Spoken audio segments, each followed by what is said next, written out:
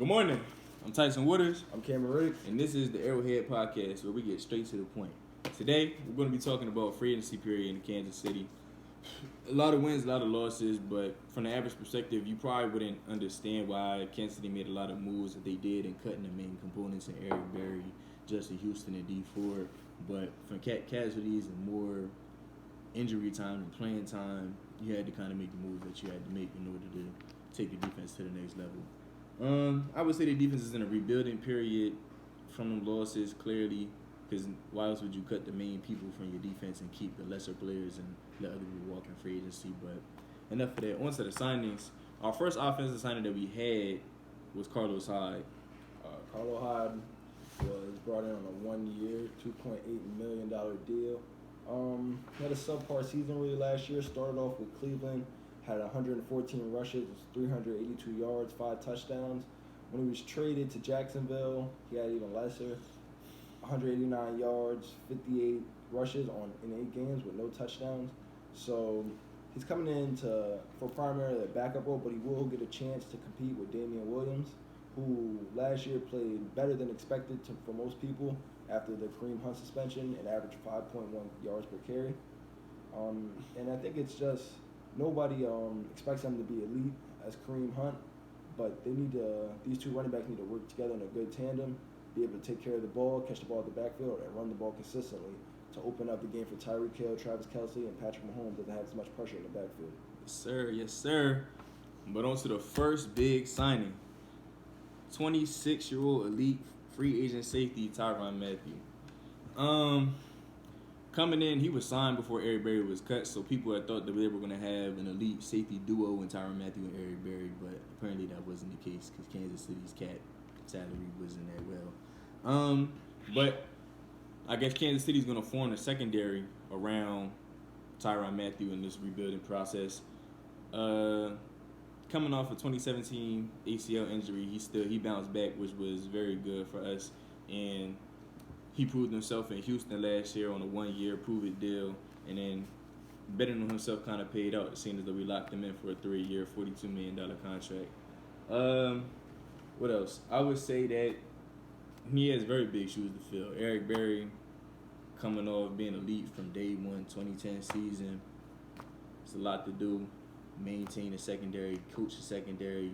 Whenever he was in, he was the leader of the team on and off the field. So Tyrann Mathieu says he's ready. I mean, money is cool, but he wants a ring, and he wants to be the person that takes the shoes and fills the shoes of Eric Berry, and hopefully it works out for us. I think Tyrann, the Honey Badger, and we follow this kid from LSU, and he's just always the fan favorite wherever he goes, and I think it'll be the same thing in Arrowhead. He's really just a bet on himself type of guy, and like we said before, he's coming for a ring. So hopefully he keeps the same energy. He's able to spread that energy throughout the defense and be a leader within it. Next signing, back to defense. Cowboys backup linebacker Damian Wilson. He was locked in for a 2-year, $5 million contract, so it kind of shows you where Kansas City's head was at with this signing. More so trying to get more productivity than value out of this player, seeing as though we didn't really see too much of him coming from Dallas, seeing as though he was only played in about 20% of their snaps. But clearly Brett Veach sees something in him that made him want to believe that he was able to compete for a starter role with last year's free agent, also coming from Dallas, and Anthony Hitchens. You know anything else on him? Yeah, as a team that I follow closely, I think that there's not a lot of film on him. Doesn't have more than 40 tackles on the season. Also played about 20% of snaps last season. So it's really just they're going out on a limb here, trying to see what they can get out of this kid. And he's still young, so hopefully they'll be able to see if he could be the center or the head of their defense in the middle, calling out coverages and leading the defense at the middle linebacker position. Next signing, also coming off an ACL injury, and Alex Okafor. Kansas City had locked him up for a 3-year deal, $18 million contract. He was a backup in New Orleans, so also another player with not too many highlights on his tape. But hopefully, like I said, it's really just a trust the process type of system in this rebuilding process.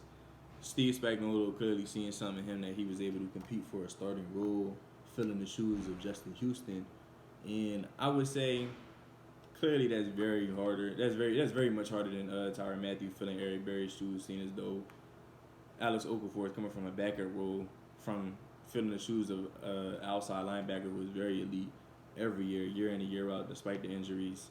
But like I said, casualties, we had to let Justin Houston go. So hopefully another situation just like Damian Wilson, where we get more productivity than the value.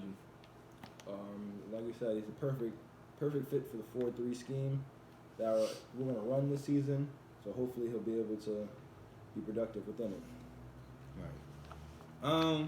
That was all the signings so far, but there has been rumors and visitations. The first visit was Ronald Darby, cornerback coming from the Eagles, young 25-year-old cornerback, dealing with a lot of injuries. 2017 season, coming off an ACL injury. Last year, coming off a dislocated ankle. Hopefully, but when he's on the field, he's very productive. I can't say about that. He was a starter for Philadelphia. Fans of Philadelphia, coaches and players, also they all spoke well about him. So hopefully, and they were trying to retain him. So I mean, that kind of shows how badly they really wanted to keep him despite his injuries. So he had came in and flown into Kansas City last night for a visitation. Hopefully, if he passes the physical, he'll get signed. But no word on it so far. Darby is somebody who I really think can improve this defense. Real speed guy. In the combine, tore up the numbers, and he's been on a Super Bowl team before, and that shouldn't go under the radar. He's seen what it takes to win a Super Bowl, and I think he'll bring something to this defense. Yes. Last but not least, a big rumor, a big rumor.